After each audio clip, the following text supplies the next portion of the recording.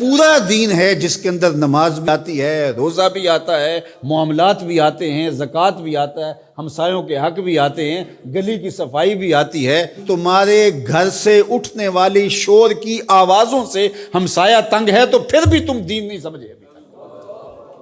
جنت کی جو تعریف کی گئی ہے، مولوی صاحب تو اکثر حوروں کا ذکر کرتے ہیں، لیکن جنت کی تعریف میں ایک جملہ قرآن نے یہ بیان کیا، لا یسمعون فیہا لغوا ولا تاثیما۔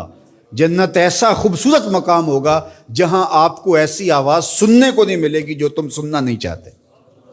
یہ ہے جنت، جو تمہاری طبیعت پہ شاک ہو، تمہارے کانوں پہ بوجھ ہو، تمہاری سماعتوں کے اوپر گراں گزرے، تو جنت میں تمہیں وہ بھی سننے کے لیے نہیں ملے گی۔ تو میں اپنے مبلغین سے، خطباء سے کہتا ہوں کہ فل ساؤنڈ کیا ہوا ہو اور ایکو بھی اس کی فل کی ہوئی ہو اور چھوٹا سا کمرہ ہو اور آپ آگے منہ رکھ کے زور زور سے بول رہے ہیں اور لوگوں کے دل ڈول رہے ہیں اور آپ سمجھتے ہیں یہ تبلیغ کر رہے ہیں۔ یہ تبلیغ نہیں، یہ بدتمیزی کر رہے ہیں آپ۔ اللہ نے قرآن میں بولنے کا بھی سلیقہ سکھایا ہے، کہا کہ تمہاری آواز بہت بلند نہیں ہونی چاہیے، بدترین آواز فرمایا گدھے کی آواز ہے، وہ چیختا ہے، چلاتا ہے۔ تو کبھی ضرورت کے تحت آپ بلند بولیں تو وہ امر آخر ہے۔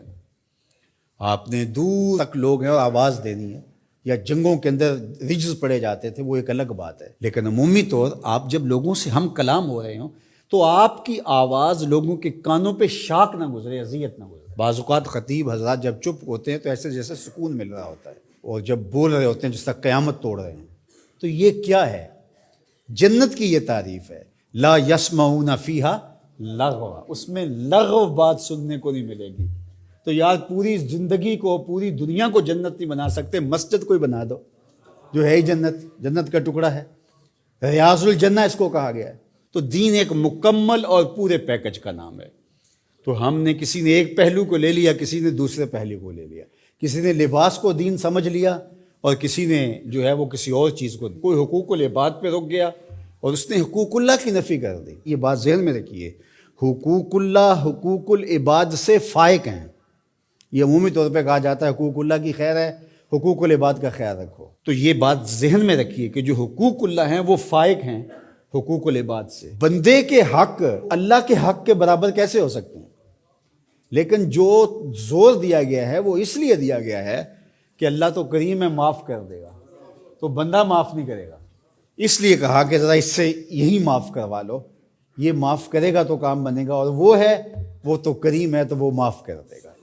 تو اس کا یہ مطلب نہیں نکلتا کہ اس کے حق کوئی کمزور ہے، اس کے حق بندے سے فائق ہیں، اوپر ہے۔ تو اس لیے یہ بات ذہن میں رکھیے کہ دین ایک مکمل، کامل، اکمل اور پورا پیکج ہے جس کے اندر سارے پہلو پائے جاتے ہیں، اور ہم ایک پہلو کو بعض اوقات لے لیتے ہیں اور ایک پہلو کو نظر انداز کر دیتے ہیں۔ اسی طرح دین کا کام کرنے والے بھی، ایک تنظیم ایک پہلو کو اجاگر کر رہی ہے، دوسرے کو چھوڑ رہی ہے، دوسری ایک کو اجاگر کر رہی ہے، دوسرے کو چھوڑ رہی ہے۔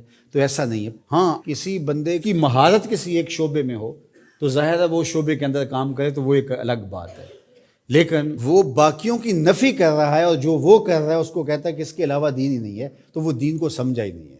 تو دین جو ہے وہ پورے نظام کا نام ہے۔